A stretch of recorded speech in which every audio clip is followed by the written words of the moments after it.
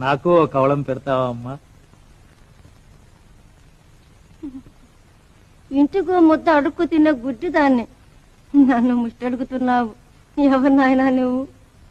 నేను ముష్టి వాళ్లలో ముష్టివాణ్ణి తల్లి. ఆకలవుతుంది.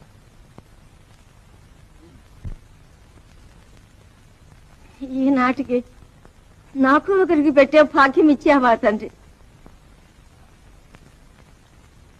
మహారాజుగా తిన్నాయన. ఇదే మా కమ్మగా ఉంటుంది.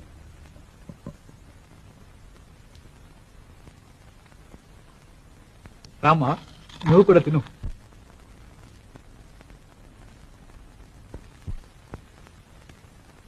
మీకోసం పలహారాలు తెచ్చి మీరు స్వీకరిస్తే చాలని ఇంతమంది కాచుకుంటే కాదని ఈ ముసుకుడు కోరి తింటున్నారా స్వామి? ఆ పలహారాలు నేను తింటే వారికి ఐశ్వర్యం కలుగుతుందనే ఆశతో తెచ్చారు గాని నా మీద కనికరంతో అభిరామ్. ఈ మహాతల్లి నేనెవరో ఎరగదే ఆకలమ్మా అని చెయ్యి దాచగాని జాలితో తన తిండి నాకు పెట్టింది.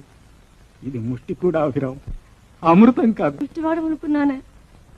వేమయ్యవా తండ్రి, నిన్ను కళ్ళారా చూసే భాగ్యం నాకు లేకపోయింది కదా. నన్ను చూడాలనుందమ్మా. నీ వంటి మహాత్ముని చూడటానికి ఈ కపోతు రోజుకోవద్దా తండ్రి? చూడమ్మా, నేను నీ వంటి మనిషిని.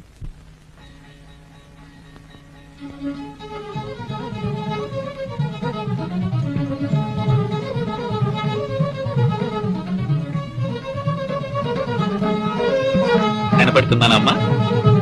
చూడు.